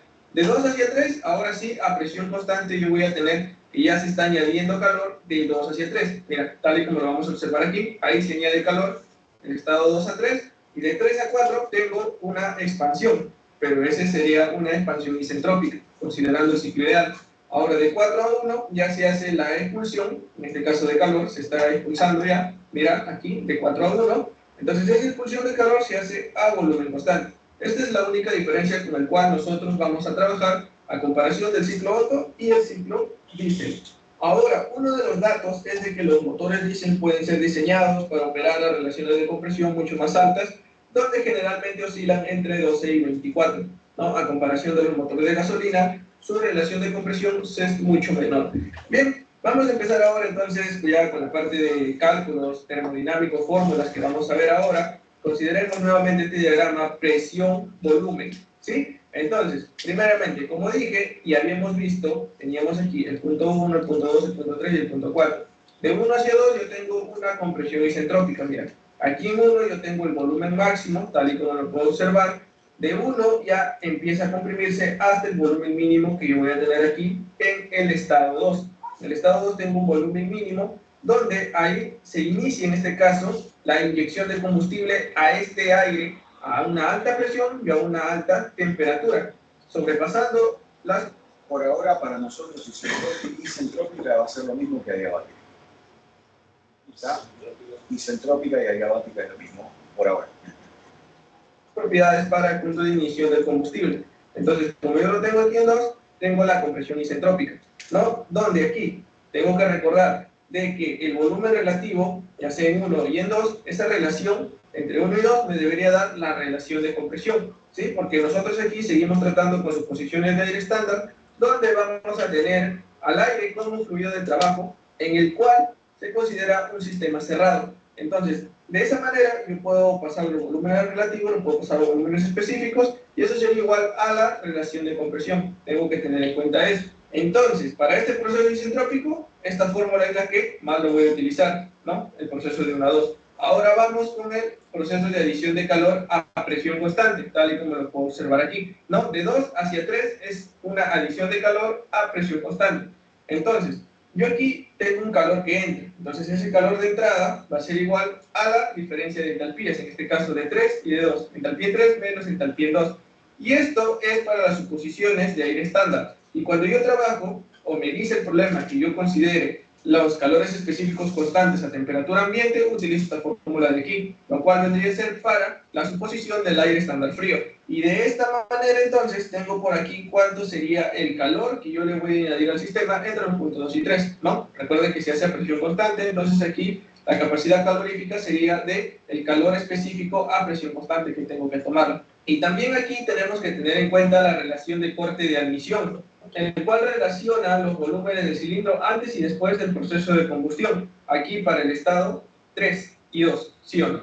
Entonces aquí esa relación de corte, tal y como lo puedo observar aquí, relaciona los volúmenes después del proceso de adición de calor entre el volumen antes del proceso de adición de calor. Entonces, de igual manera, estos son los volúmenes. Aquí me debería dar en metros cúbicos, pies cúbicos, pulgadas cúbicas, depende de las unidades que yo trabaje. Aquí también el volumen específico me debe dar por unidad de masa, ¿sí? Entonces, de esta manera yo encuentro aquí la relación de corte y de admisión, ¿no? Es diferente a la relación de compresión que se da, en este caso, en este proceso isentrópico.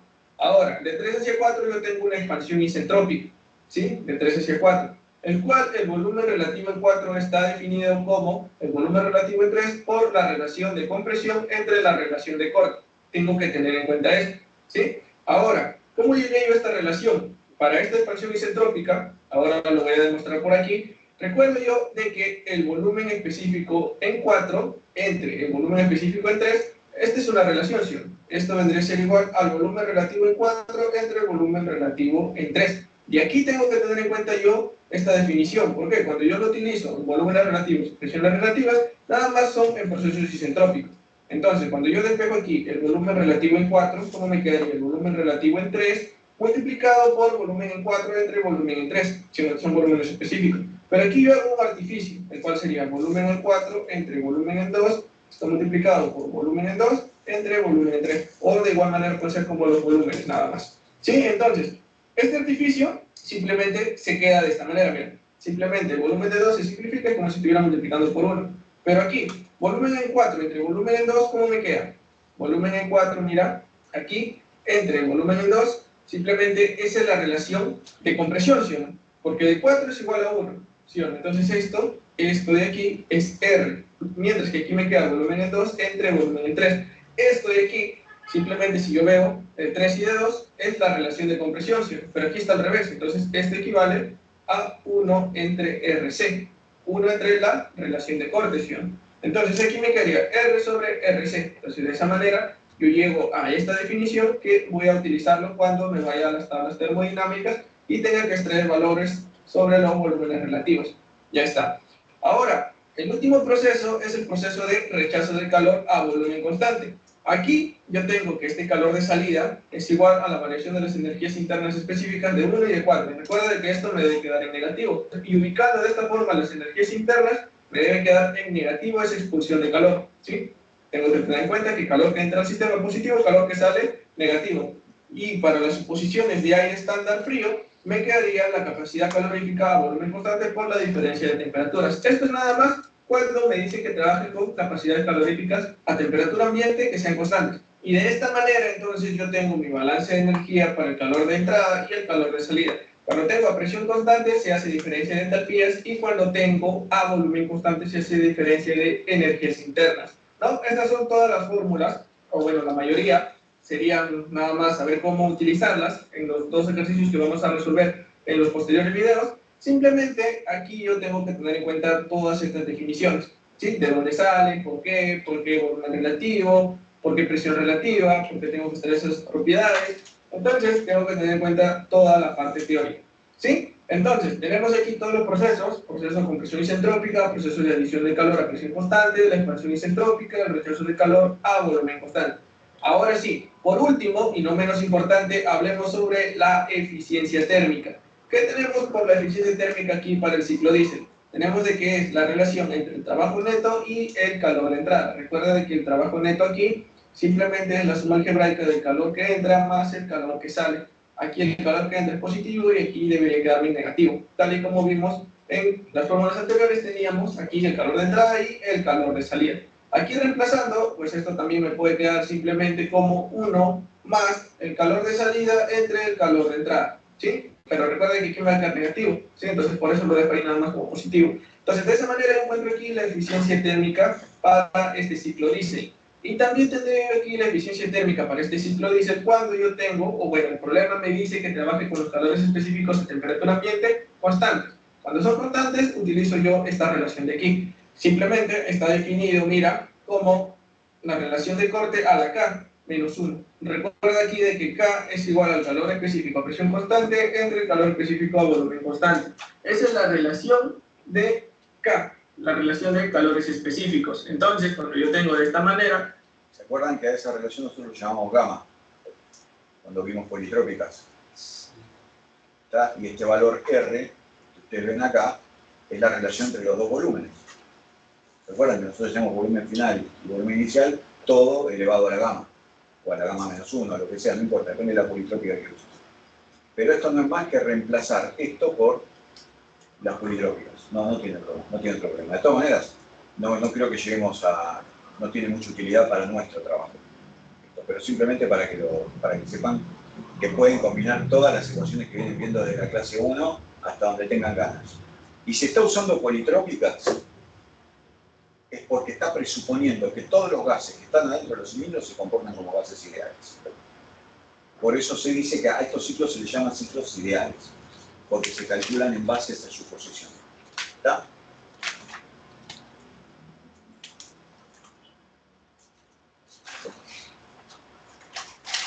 A temperatura ambiente, ese K vale 1.4. ¿Sí? Hay que tener en cuenta eso.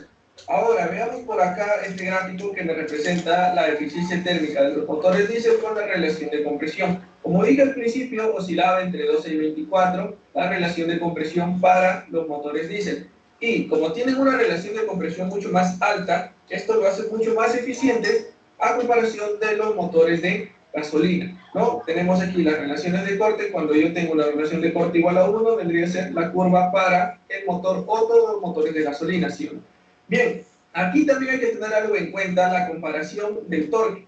Estos motores diésel tienen muchas menos revoluciones, por lo tanto tienen un mayor torque, mientras que los de gasolina tienen más revoluciones y menos torque. En el coste de fabricación, los diésel emplearían mucho más material, necesitan materiales mucho más resistentes debido a altas presiones y altas temperaturas también. Hablando económicamente, la eficiencia y el menor costo del combustible en los menores diésel lo convierte en la opción más indicada para aplicaciones que requieren cantidades relativamente grandes de potencia, ya sean motores de locomotoras, unidades de generación de electricidad, los barcos grandes y los camiones pesados. Y por último vamos a decir de que los motores diésel también queman el combustible de una manera más completa, ya que usualmente operan a menores revoluciones por minuto, y la relación de masa de aire y el combustible es mucho mayor que los motores de encendido por chispa, ¿no? De esa manera damos por concluido toda la parte teórica sobre este ciclo diésel. Bueno, la última parte de la fórmula, sobre todo de esta fórmula, no se preocupen tanto, chicos, por eso. Después eso, en todo caso, si lo tenemos que usar, lo deducimos, no pasa nada. Pero entendieron cómo es el ciclo y qué diferencia tiene. Este ciclo entonces trabajará a presiones más altas, es otro motor completamente diferente.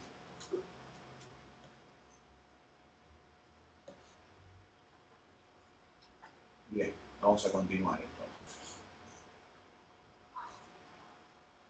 Bueno, pasamos entonces a otro ciclo ideal, que es el ciclo de Rankine. Este es el ciclo de la máquina de vapor. ¿Y qué particularidad tiene el ciclo de Rankine? Que acá ya no necesariamente estamos trabajando solo con gases. El ciclo de Rankine, que es el ciclo de la máquina de vapor, fíjense, empezamos acá. ¿Qué tenemos primero? No tenemos ni una expansión, lo que tenemos es un aumento de presión y un aumento de temperatura a volumen constante. Y después tenemos una expansión a presión constante. Esta expansión a presión constante, bueno, ahora la vamos a ver más detenimiento. Después venimos por acá, la otra parte, que es de CAD, que es adiabática, que sigue siendo una expansión, y después una compresión a presión constante.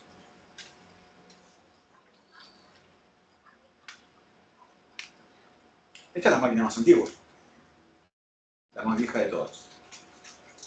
Entonces fíjense que estás muy por abajo de la temperatura crítica, o sea que vos acá estás transitando cambios de estado. Durante el ciclo estás transitando cambios de estado. Entonces, ¿cómo funciona el ciclo de Rankine? A ver si tengo una mejor. Ah, no, este es el Stirling.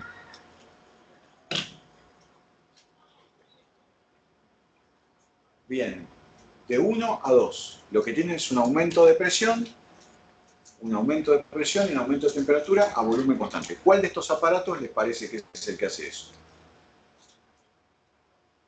El fuego caliente. ¿Eh? El fuego caliente. Acá arriba, ¿no? La caldera. Entonces, después lo que vas a tener es una expansión, un aumento del volumen a presión constante.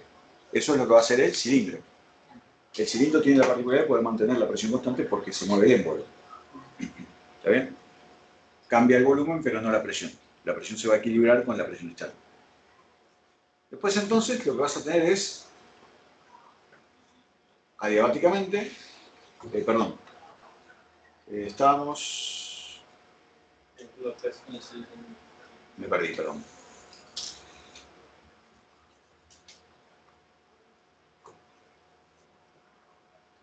Perdón, vamos uno atrás. Del 1 al 2 estás en la bomba. Del 1 al 2 estás en la bomba. La bomba no hace un cambio de volumen. Lo que hace es aumentar la presión.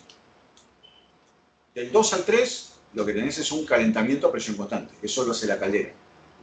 Del 3 al 4, de este punto. Claro, yo sé, esperen que lo voy a dibujar porque se los estoy tratando de resumir y estoy... Esta parte de acá la hace la bomba. ¿Ven? Aumenta la presión. Del 2 al 3, lo que pasaste es, llegaste al cambio de estado. Pasaste de líquido a vapor, herviste el agua, o lo que sea. Es el agua, esto es agua, ¿no? Lo herviste y después sobrecalentaste el vapor. toda esta parte de 2 a 5 se hace en la caldera. Entró agua superenfriada y salió vapor sobrecalentado. Después, lo que tenés es una segunda expansión adiabática. Eso se hace en el cilindro que está aislado. Y después volvés a hacer el cambio de estado en el condensador. En el condensador lo único que hay es un cambio de estado. En realidad, vos pasaste de vapor sobrecalentado hasta este vapor que tiene el título X. ¿Ven? Acá estás en vapor sobrecalentado, título 1. Pasaste a este estado de vapor. Esta es la línea de cambio de estado, la que estoy marcando. ¿Se entiende? Consulta, porque ahí está en el cilindro, ¿no? El punto 5 significa que el vapor está en el cilindro, o sea, como en el pistón. Sí. Y por ejemplo, cuando sigue su camino, sí. ¿se va enfriando o sigue con el año? Sí, acá se está enfriando, claramente se está enfriando. Se está enfriando, pero acordate que se está enfriando lo de adentro, pero no hay intercambio de calor con el afuera. Claro, de ese cambio de temperatura se da por el cambio de volumen. Y después, y además, porque tenés un inicio de cambio de estado. Porque vos acá estabas en esta zona, estás en el vapor sobrecalentado, y acá adentro ya estás en el vapor con una mezcla de agua líquida. Estás adentro, ¿se acuerdan que cuando estábamos acá adentro teníamos una mezcla de vapor con agua? Sí. ¿Se acuerdan de la clase pasada que vimos eso? Sí. Entonces, llegas acá, y acá lo que haces es condensar el vapor hasta llegar otra vez a ser líquido. Eso es lo que hace el condensador. Y cuando está en forma líquida, lo agarra la bomba y lo vuelve a subir. ¿Está? El ciclo de Rankine, entonces, ¿qué diferencia tiene? Es un ciclo recontra complejo. Es la máquina a vapor. La máquina a vapor, y es en donde tengo fundamentalmente cambios de estado en el medio. Entonces ahí tengo grandes cambios de volumen, aprovecho grandes cantidades de movimiento. Bien, este es el motor Stirling.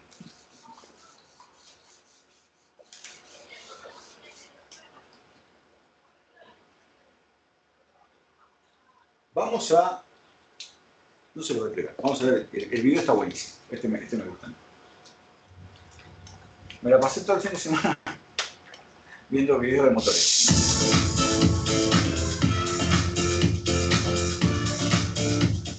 Suavidad para tu cara. Protección para tu cuerpo. Probar Gillette para cara y cuerpo.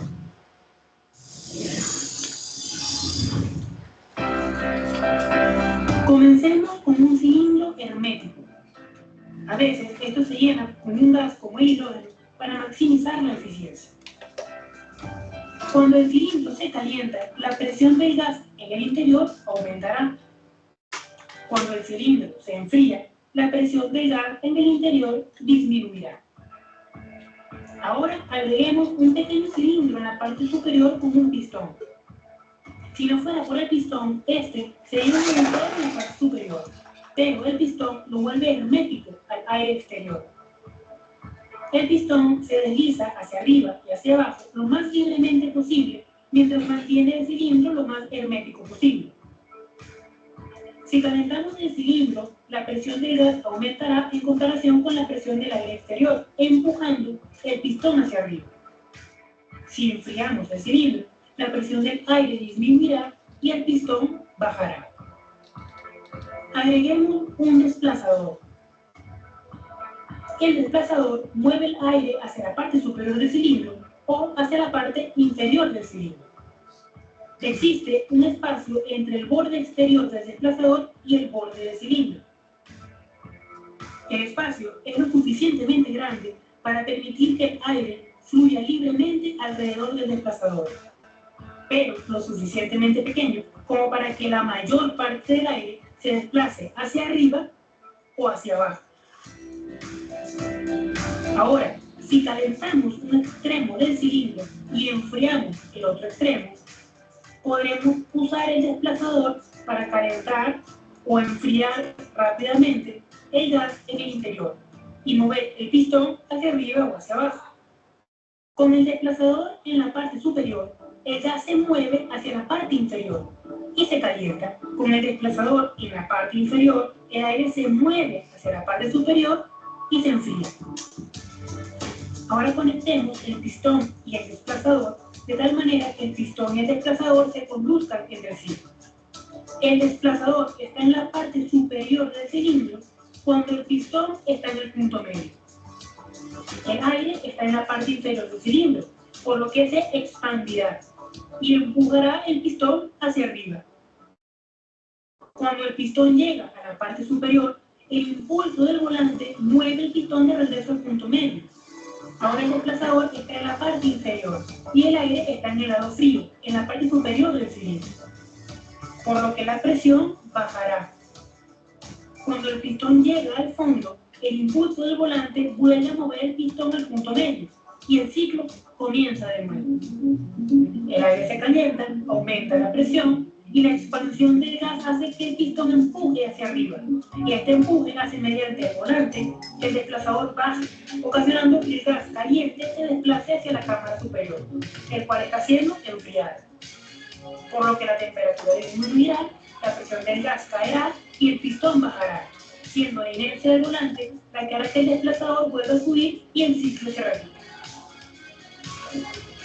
Un motor Stirling simplemente aprovecha la expansión y contracción de los gases a medida que se calientan y enfrían.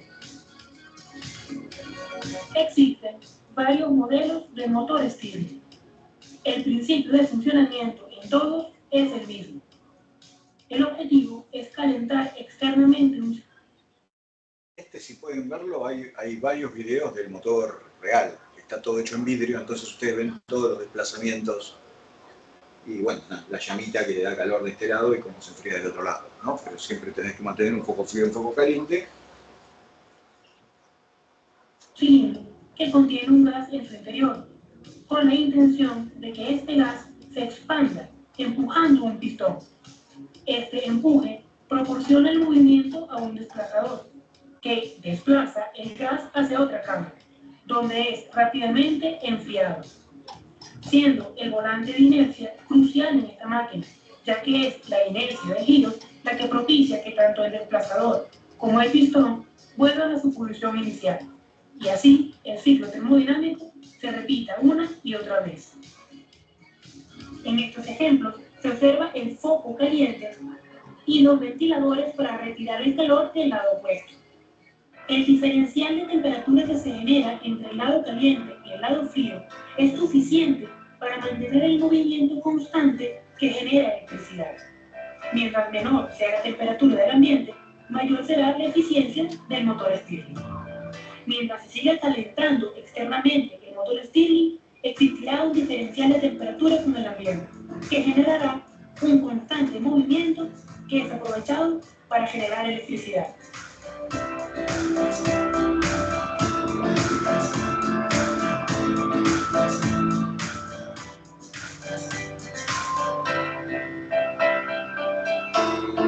Como le tiene que dar arranque, necesita la inercia del volante del primero.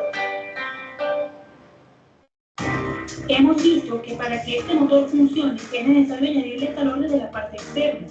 Entonces, podemos redirigir la energía solar mediante espejos para calentar el punto donde estará colocado el motor Stirling. Luego, mientras más espejos se coloquen, se podrá aprovechar una mayor superficie. La pregunta es, ¿en qué disposición se deberán colocar los espejos para redirigir lo más eficientemente posible el calor a un único punto? ¿Cómo deberán estar distribuidos los espejos para concentrar el calor de una gran superficie en un punto? Los espejos deberán formar un paraboloide. El paraboloide es una superficie matemática que posee una característica ideal para esta aplicación, y es que permite concentrar todos los rayos de luz que incidan sobre ella en un único punto, llamado foco. Esto permite utilizar la energía solar para generar electricidad, ya que podemos colocar en el foco del paraboloide un motor Stirling, un invento del pasado que dará paso a un mejor futuro.